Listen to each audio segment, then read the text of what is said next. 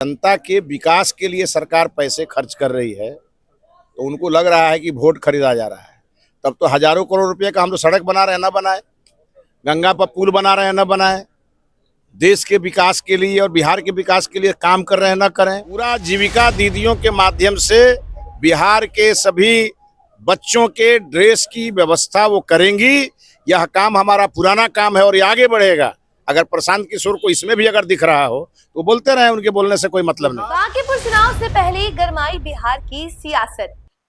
शिक्षा मंत्री मिथिलेश तिवारी ने पीके को लेकर के दे दिया है बड़ा बयान। नमस्कार, न्यूज़ देख रहे हैं यहाँ पर मैं हूं सानिया आपके साथ।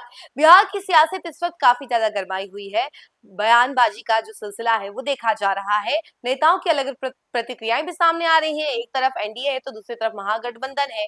पहले जहां महागठबंधन में टूट की खबरें चल रही थी, अब उधर से भी ईसाई बातें क्लियर हो गई हैं। रेखा गुप्ता कैंडिडेट है तो इधर से आप एनडीए की तरफ से देख लीजिए कि अभिषेक कुमार सिन्हा जो है वो कैंडिडेट हैं और इधर आरजेडी से रेखा गुप्ता, इनके बारे में हमने आपको बताया। और दूसरी तरफ है जनसुराज पार्टी जिससे प्रशांत किशोर आगे हैं और इन तीनों में कांटे की टक्कर देखी जा रही है क्योंकि प्रशांत किशोर भी काफी समय से तैयारी कर रहे थे। दूसरी ओर है रेखा गुप्ता, जिन्होंने पिछली बार भी विधानसभा चुनाव इसी क्षेत्र से लड़ा था लेकिन वो हार गई थी और इन वक्त पर भी उनको टिकट दिया गया था, उसकी वजह से भी हारी थी। दूसरी तरफ है अभिषेक कुमार बंटू जो कि एक छोटे कार्यकर्ता है लेकिन बीजेपी ने इनके ऊपर भरोसा जताया, इनको आगे करने का सोचा है और ये बीजेपी का ही किला माना जाता है।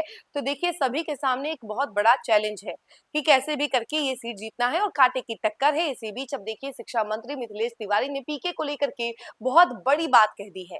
उन्होंने कहा है कि बुद्धि नहीं है इनके अंदर।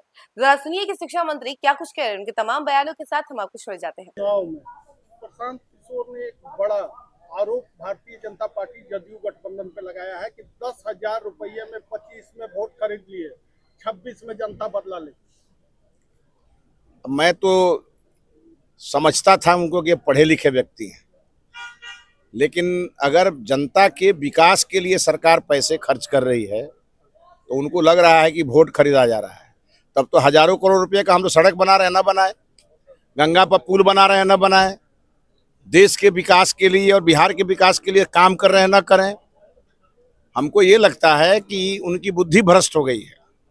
जो गरीब लोगों की मदद प्रधानमंत्री गरीब कल्याण योजना के माध्यम से प्रधानमंत्री जी कर रहे हैं, उनको अगर रिश्वत लगता है तो भगवान उनका मालिक है। कह रहे हैं कि 10,000 रुपये में जो वोट उस समय 2025 में दिया गया था, अब वो जनता दोबारा गलती नहीं करेगी। अब तो 2 लाख रुपए तक मुख्यमंत्री जी का पुराना घोषणा है और हम अपने ही विभाग से पूरा जीविका दीदियों के माध्यम से बिहार के सभी बच्चों के ड्रेस की व्यवस्था वो करेंगी।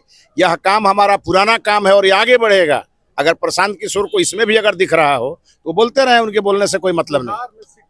से वो प्रक्रिया शुरू होगी, कब उनका आवेदन उन्हें ई शिक्षा पोर्टल पर डालना है उसका भी तिथि घोषित करेंगे और पहली बार पारदर्शी व्यवस्था से शिक्षकों के ट्रांसफर होंगे और महिला अपने पंचायत के बगल में, पुरुष अपने ब्लॉक के बगल में आएंगे, शिक्षा व्यवस्था की पूरी जिम्मेवारी संभालेंगे और बिहार विकसित बिहार बनेगा। भारतीय शिक्षकों की जो बहाली हुई थी उस फाइल का क्या हुआ?